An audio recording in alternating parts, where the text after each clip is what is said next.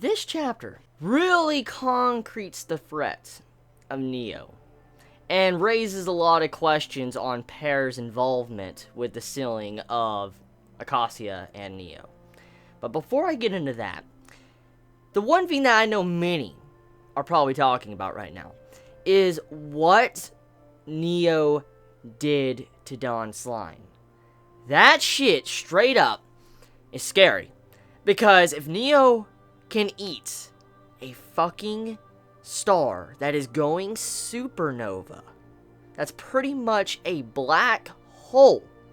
Because look, Dawn Slime compressed the mass of this star into a freaking small point.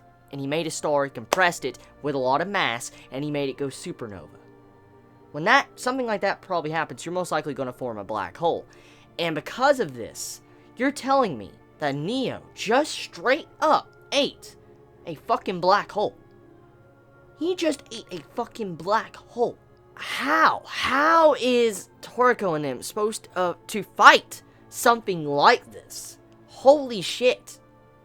Like, we already knew Neo was crazy. He already wiped out many planets. He was eating so much. And we know he's gotten incredibly strong. We know he's like the in-game boss of the series. But damn, when you see this gourmet demon, Neo, eat a freaking sun going supernova, which can turn into a black hole, that really opens your eyes up to the threat of this creature and how scary and how strong it is. Regardless of Dawn Slime being nerfed. He's really fucking nerfed. Like, he's nowhere near his pinnacle of strength, and I wish he was, because I would love to see what shit he could accomplish if he was at maximum potential.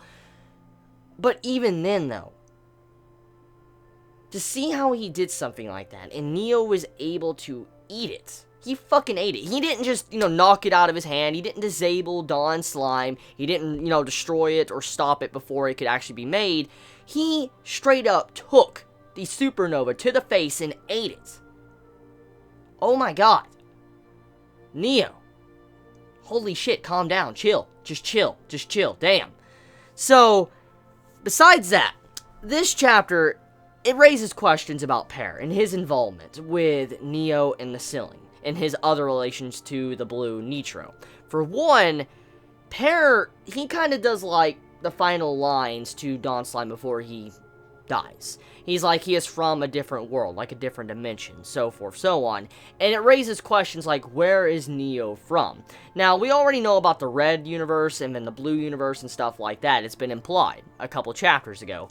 And because of this, we can assume that Neo is from a different dimension. Now, because of this, it makes you wonder exactly what dimension is he from, where is he from, but also, what is Pear's angle? Because the way he acted, it seemed very counterproductive or different from what he was actually doing, how, all the other Blue Nitro wanted to seal Neo. It seemed like he was doing something else on the side, like something without their involvement. And I'm curious about exactly what that really implies or what that means. I'm really curious where that's going to go. Now, I could be wrong. I could have a false hunch. I could be, kind of, thinking too far into it. But I feel like Pear is very shady at this time. And there's something going on. Now, getting off of that notion, let's talk about what Jiro is doing. Jiro, he is a savage. We already know how strong he is. He's very strong. And he is hunting the Blue Nitro like they're nothing. He is just slaughtering them all. He's killing them all one by one. The final panel is badass. Thumbnail. Thumbnail material. Now, when I saw that thumbnail, I'm like, oh my god, the fucking hype. Jiro versus Acacia / Neo. That fight is actually happening. And when you see that, you're like, damn! It's badass. It's fucking badass, because we know this is going to happen. And it makes me worried, because we do know that Neo, if he's going to be defeated by anyone, it's going to be Toriko. It's going to be Toriko, because at the end of the day, Toriko is a shonen. And it does follow some similar, shonen tropes. And because of this, I'm worried that Jiro is going to die.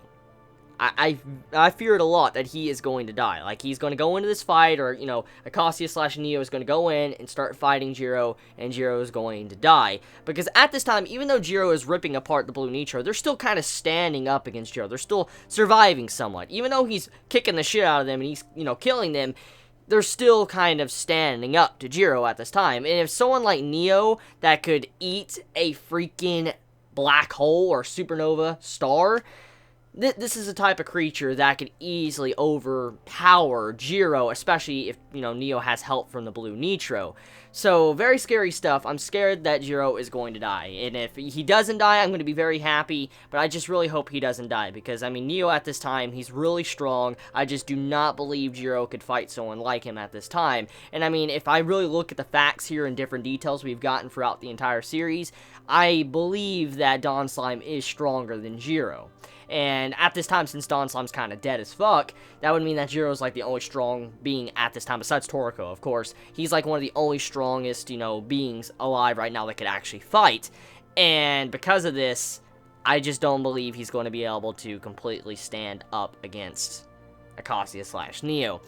So yeah, a lot of worries with this chapter. Very excellent chapter, though. Very hype-inducing, because the details, the reveals to Akasia talking about Neo, getting to see a little bit more of his characterization alongside a pair, and also seeing different things going on with, Dawn Slime and his characterization as well.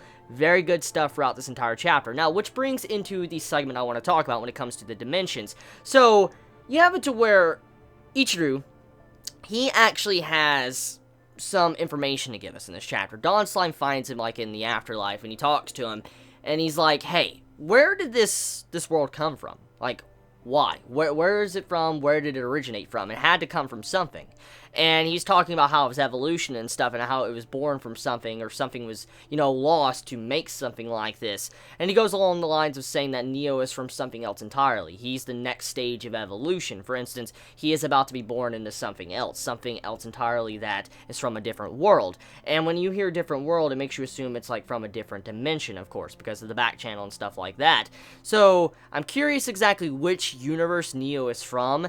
If I had to place any bets on the table right now, since we recently found out about, Toriko's demon, his third demon, Wings, or White, or whatever name you want to attach on to Toriko's third demon, since we found out recently about it, I wonder if that demon at all is connected with Neo's origins.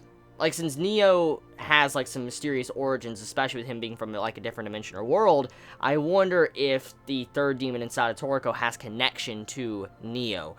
Well, we have to see how it goes, but let me know your thoughts in the comments below. You all have a wonderful day or night wherever you live. Please be safe. Chibi out.